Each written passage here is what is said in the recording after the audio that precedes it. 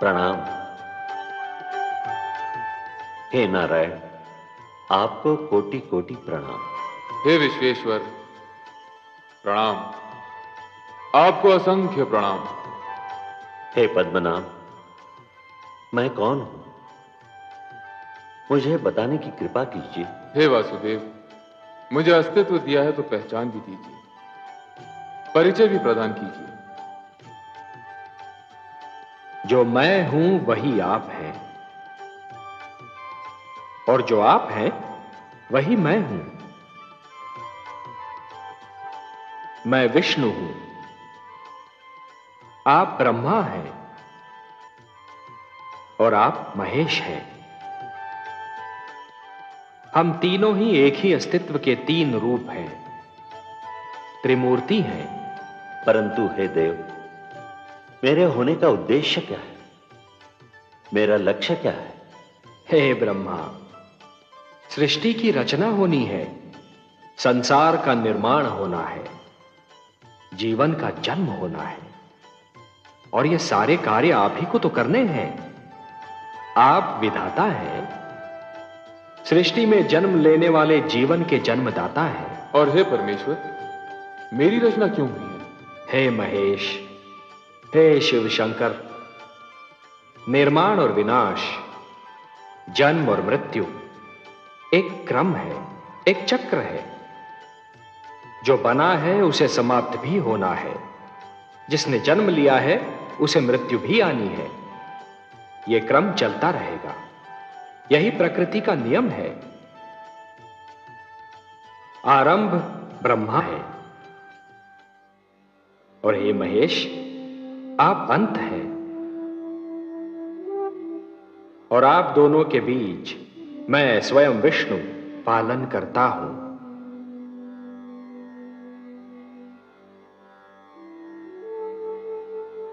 हे ब्रह्मा, हे विधाता, सृष्टि की रचना का शुभारंभ कीजिए।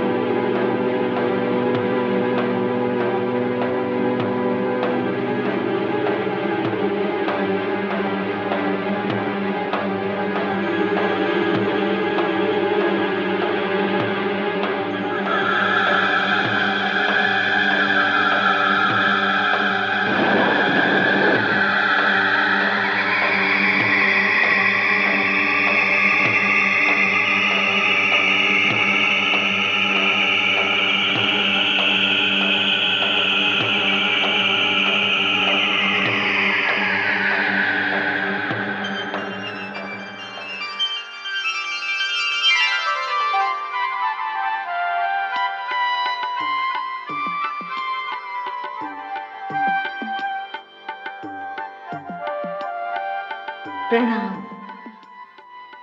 परमेश्वर, प्रणाम। हे नारायण, आपको कोटि कोटि प्रणाम। हे नाथ, हे सर्वशक्तिमान, आप तो अपने आप में ही संपूर्ण थे, फिर मेरी रचना करने की क्या आवश्यकता थी? हे महादेवी, जैसे एक पुष्प सुगंध के बिना, वृक्ष फल के बिना और दर्पण छाया के बिना अधूरा होता है, उसी प्रकार एक पुरुष नारी के बिना अधूरा है। और ये तो केवल हम ही जानते हैं ना महादेवी, कि संसार को ममता और स्नेह और एक पुरुष को प्रेरणा, संघर्ष की शक्ति और जीवन भर का साथ केवल एक नारी ही दे सकती है। इसीलिए हमने आपकी रचना की है, और हम आपको एक सुंदर सा नाम भी देने जा रहे हैं, लक्ष्मी। संसार हमारे नाम से पहले आपका नाम लेगा, हमें लक्ष्मी नारायण के नाम से पुकारेगा। लक्ष्मी नारायण।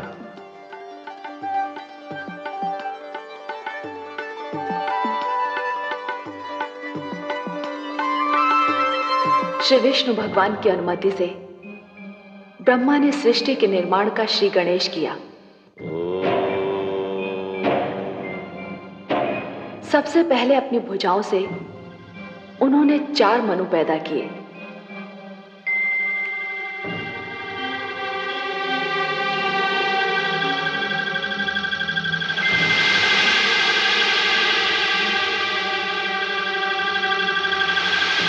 और उनसे मानव जाति की उत्पत्ति का भार उठाने को कहा।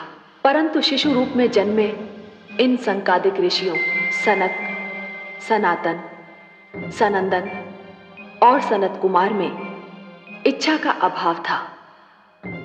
मैं तुम्हें आज्ञा देता हूं, जो कार्य तुम्हें सौंपा है उसे तुम पृथ्वी पर जाकर पूर्ण करो।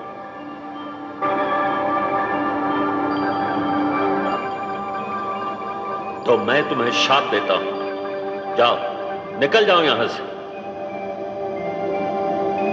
उन्होंने मानव जाति को जन्म देने जैसा महान भार उठाने में स्वयं को असमर्थ पाया।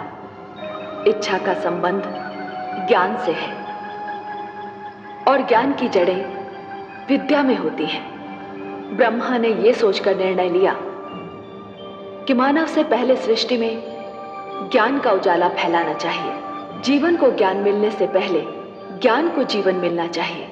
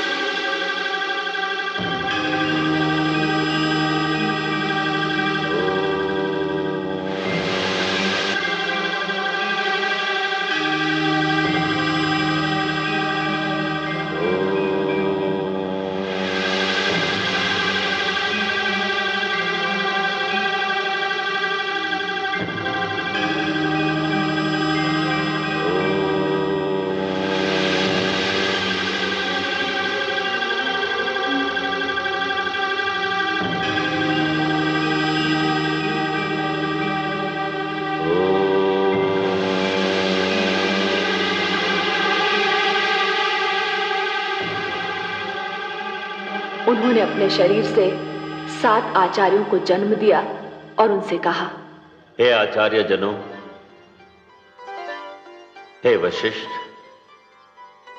हे क्रतु, हे पुलह, हे पुलस्त्य, हे अंगिरा, हे अत्रि, हे मरीचि। सृष्टि में मानव जीवन का आगमन होने वाला है। मानव को शिक्षा देना, उसके जीवन को दिशा देना आपके जन्म का कारण भी है और उद्देश्य भी। उसके मार्ग में ज्ञान का प्रकाश फैलाएंगे आप। उसे परिवार और गुरुकुल परंपरा के ढंग सिखाएंगे। सप्त ऋषि के नाम से जाने जाने वाले ये 7 आचार्य आज भी नक्षत्र मंडल में 7 सितारों के झुरमुट का रूप लेकर जीवन का मार्गदर्शन करते दिखाई देते हैं। फिर आया वो क्षण जिसकी सृष्टि सांस थामे राह देख रही थी। रचना क्रिया का सबसे महान क्षण, मानव जीवन के आगमन का सुनहरा पल।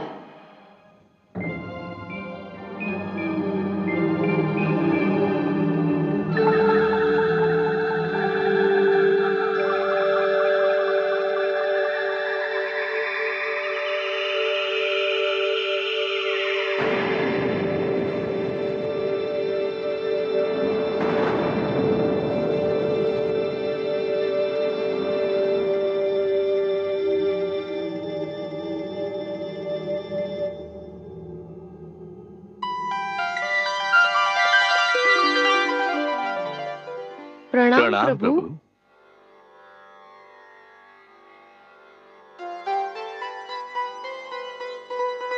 हे मनु, हे शतरूपा, आप दोनों मिलकर सृष्टि में मानव जीवन के प्रारंभ की घोषणा, जीवन रचना की शक्ति अब मैं आप दोनों को प्रदान करता हूं। मनु, आप पुरुष हैं, शतरूपा आप स्त्री। आप दोनों मिलकर मानव जाति का आधार बनेंगे, परिवार बनाएंगे, समाज बनाएंगे। आप दोनों शरीर तो दो हैं, पर प्राण एक होंगे, एक दूसरे का साथ देंगे, एक दूसरे के सुख दुख बांटेंगे। जो आज्ञा प्रभु। आप दोनों के कई रूप होंगे। मनु, आप पति, पिता, पुत्र के रूप धारण करते रहेंगे, और शतरूपा आप पत्नी, माता और पुत्री के रूप में ढलती रहेंगी। आपको मैं स्नेह, ममता, दया और करुणा की भावनाएं देता हूं। मनु, आपको संरक्षण, पालन पोषण और परिश्रम की शक्तियां प्रदान करता हूं। आप हर पग पर, हर स्थिति में और हर स्थान पर शतरूपा की रक्षा करेंगे, उसके सुख का ध्यान रखेंगे। आज के उपरांत सृष्टि में जीवन स्वयंभू नहीं होगा। अब जीवन जन्म लेगा और जन्म देगा। हे पिता, आपके आदेश का पालन होगा। मैं अपने धर्म का पालन करूंगी प्रभु।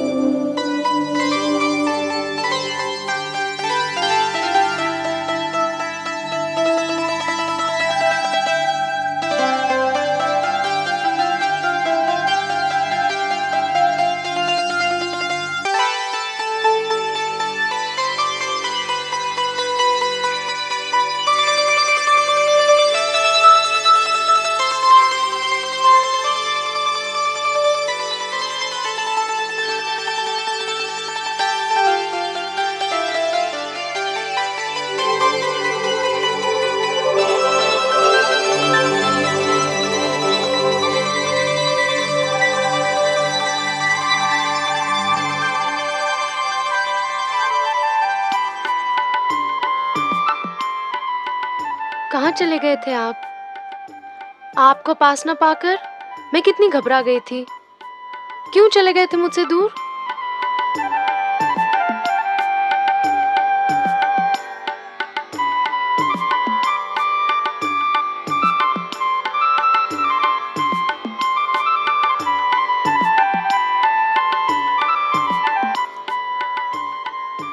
ऐसे क्या देख रहे हैं आप? देख नहीं रहा हूं देवी, सोच रहा हूं। क्या सोच रहे हैं?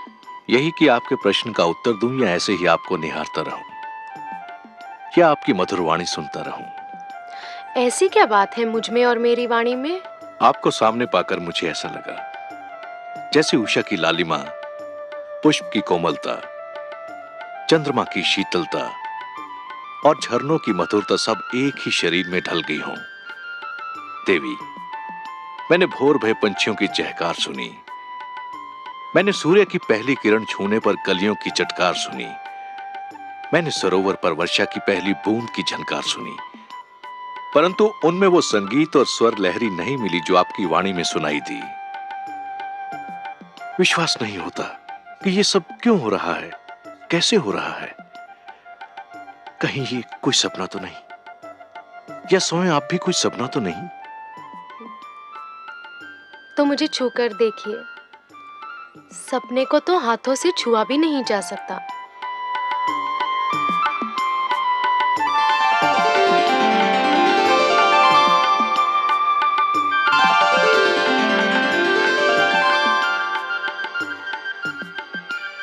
अब पता चला कि मैं सपना हूं या सत्य? आप सत्य हैं देवी, सृष्टि का सबसे सुंदर सत्य। ब्रह्मा ने मुझे आपके विषय में बहुत सारी बातें बताई थीं, परंतु एक बात नहीं बताई थी जो मैंने अब जान ली है। कौन सी बात? यही कि आप मेरी संगिनी नहीं, मेरी आवश्यकता भी हो। आपने अधूरी बात जानी स्वामी। क्यों? पूरी बात यह है कि हम दोनों एक दूसरे की आवश्यकता है।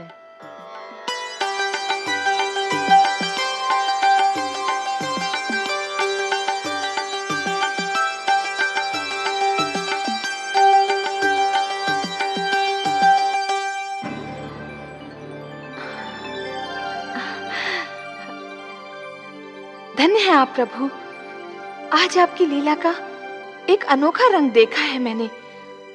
कितना सुंदर है ये संसार, कितनी अनुपम है ये रचना, ये प्रेम, ये भावना, ये स्नेह। मनु और शत्रुपा की भावनाओं में जो फूल सी सुगंध, मधु सी मिठास और कलियों की कोमलता का अनुभव किया, वैसी भावनाओं से तो हम देवलोक वाले भी वंचित हैं प्रभु। आपको अच्छा लगा महादेवी? बहुत ही अच्छा लगा सर्वेश्वर, बहुत सुंदर, बहुत मधुर। ये भावनाएं और इनको प्रदर्शित करने की शक्ति केवल मानव जाति को मिली है। यदि मानव ने इन भावनाओं की रक्षा की तो ये भावनाएं उसे जीवन की प्रेरणा देंगी, उन्नति की शक्ति देंगी, उसे शांति का मार्ग दिखाएंगी। ये प्रेम, ये स्नेह और एक दूसरे का आदर करने की यह भावना ही मानव जाति को संस्कृति देगी, सभ्यता देगी, उसे उत्थान का मार्ग दिखाएगी। और यदि मानव ने इन भावनाओं को त्याग दिया तो वो पशु और पिशाच के स्तर से भी नीचे जा गिरेगा। मेरी तो प्रार्थना है कि ऐसा दिन कभी ना आए प्रभु। ये सुंदर संसार यूं ही बसा रहे, प्रेम की ये शीतल धूप यूं ही बिखरी रहे, जीवन यूं ही मुस्कुराता रहे। मुझे तो इस धरती और इस जीवन से स्नेह हो गया है प्रभु। भगवान श्री विष्णु की मुस्कान बता रही थी कि माता लक्ष्मी ने अभी संसार का एक ही रूप देखा है। दूसरे रूप का ज्ञान तो केवल भगवान विष्णु को ही था। वो जानते थे कि क्या होगा और वही हुआ। परंतु मानव जन्म के साथ ही मानव के मन में जन्म लिया महत्वाकांक्षाओं ने, लालसाओं ने। मानव जाति बलवान और निर्बल, छोटे और बड़े, निर्धन और धनवान, राजा और रंक के वर्गों में बंटने लगी। शक्ति अभिमान में, बल अत्याचार में और प्रेम व्यभिचार में बदलने लगा। हिंसा भड़क उठे, युद्ध होने लगे। मेरे आंगन में रक्त की बाढ़ आ गई।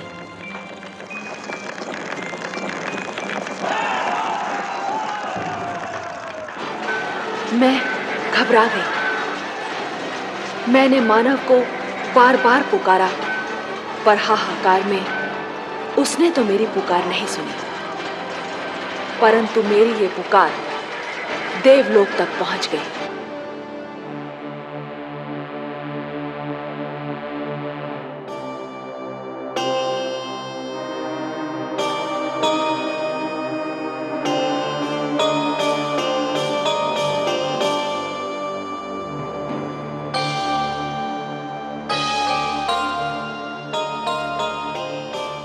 क्या बात है महादेवी? आपके इन सुंदर नयनों में आश्चर्य और विस्मय की छायाएं क्यों तैर रही हैं? किस सोच ने आपके मन को घेर रखा है? कुछ नहीं विश्वेश्वर, यही सोच रही थी कि यदि चित्रकार के बनाए चित्र को कोई बिगाड़ दे तो क्या उसे तनिक भी चिंता नहीं होगी? यदि कोई शिल्पकार की बनाई मूर्ति को तोड़ने की चेष्टा करे तो क्या उसे तनिक भी दुख नहीं होगा? यदि कोई चित्रकार अपना चित्र किसी को उपहार में दे दे तो उस चित्र को संभालना उपहार पाने वाले का कर्तव्य है। कोई शिल्पकार अपनी मूर्ति किसी को भेंट दे दे तो उस मूर्ति की देखभाल करना भेंट पाने वाले का कर्तव्य है। वैसे हम समझ गए कि आप पूछना क्या चाहती हैं। आप तो अंतर्यामी हैं।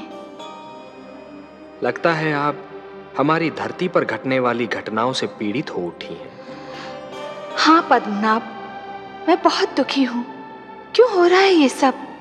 क्यों मचा है ये हाहाकार? प्रेम बनाया था तो घृणा क्यों बनाई? जो हो रहा है हो सकता है वो वही हो जो स्वयं विधाता ने लिखा हो।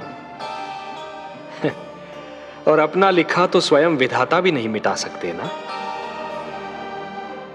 हे महादेवी, हो सकता है कि यह मानव की परीक्षा हो, उसके कर्मों की परीक्षा हो।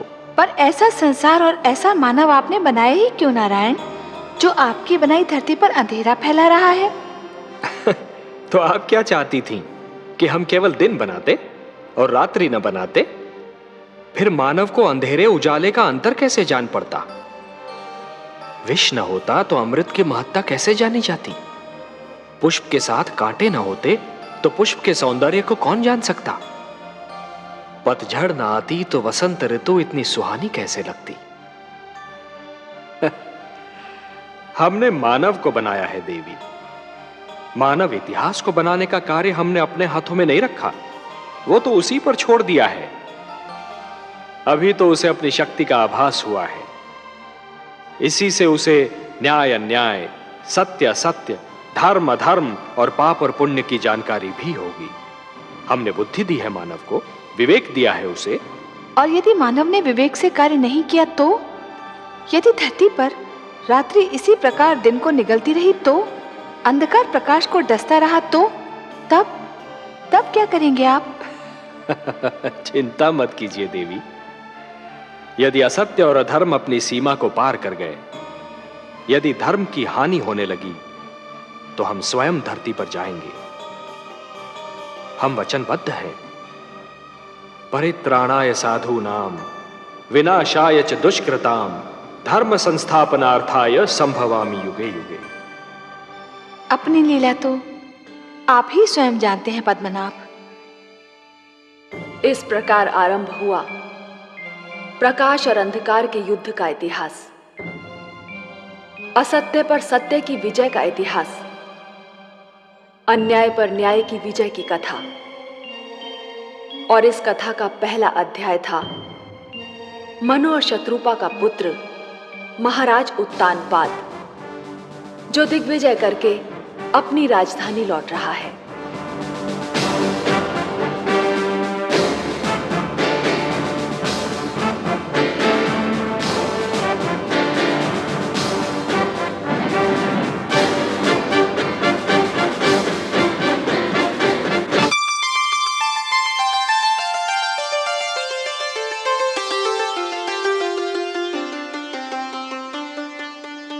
महारानी सुनीति की जय हो।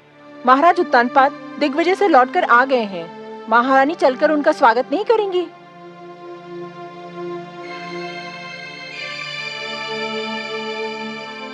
मैं वहां जाकर क्या करूंगी? उनका स्वागत करने के लिए तो पहली सी वहां कोई उपस्थित है। क्षमा करें महारानी, पर आप बड़ी रानी हैं, पट रानी हैं। महाराज के स्वागत का अधिकार तो आप ही को प्राप्त है।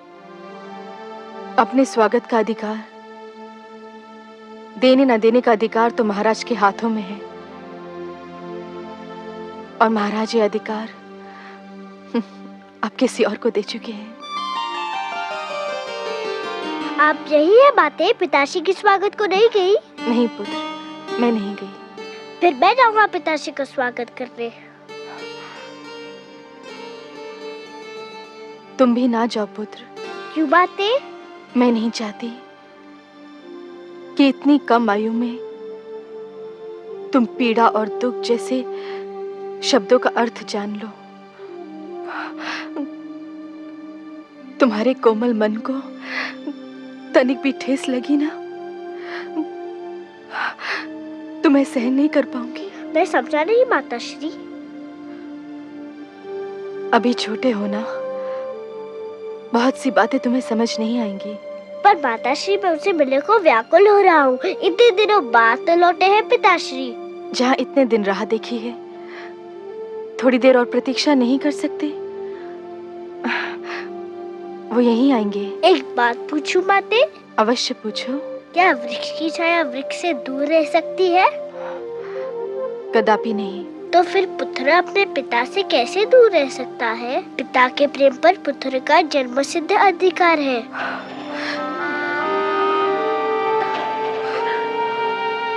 सारा झगड़ा ही तो अधिकारों का है पुत्र ध्रुव।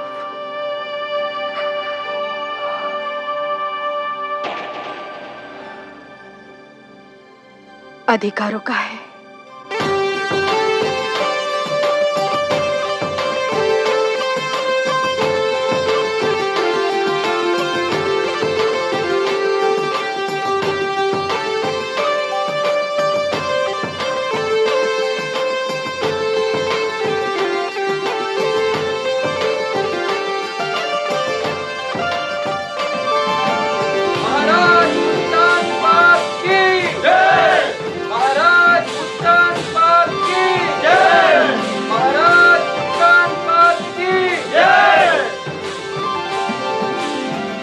महारानी,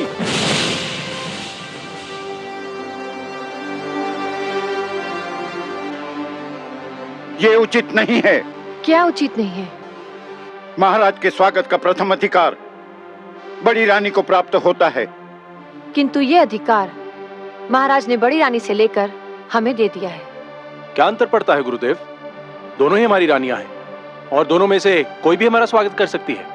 राजा प्रजा का आदर्श होता है महाराज। राजा जो कार्य करता है, प्रजा उसी का अनुकरण करती है। राजा मार्गदर्शक होता है, समाज उसके पीछे चलता है। उचित अनुचित की परिभाषा भी राजा ही बनाता है। यथा राजा तथा प्रजा। आज जो कार्य हो रहा है, उससे समाज के बड़ों के आदर की परंपरा संकट में आ सकती है।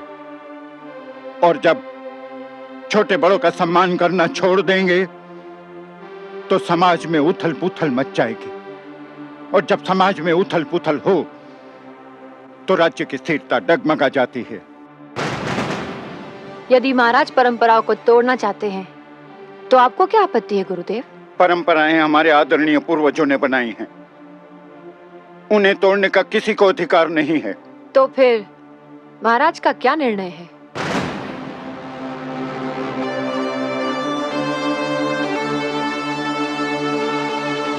हमारा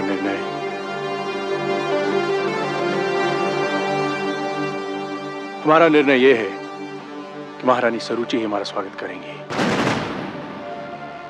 यदि आपका यह निर्णय है तो फिर किसी का भी उपदेश मुझे रोक नहीं सकता।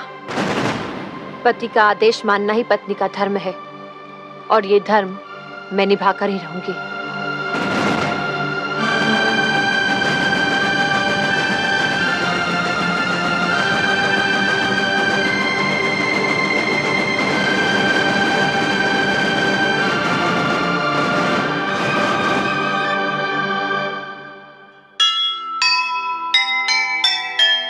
जैसे चले महान जन वैसे चले समाज, वैसी बन जाए प्रजा जैसा होगा राज।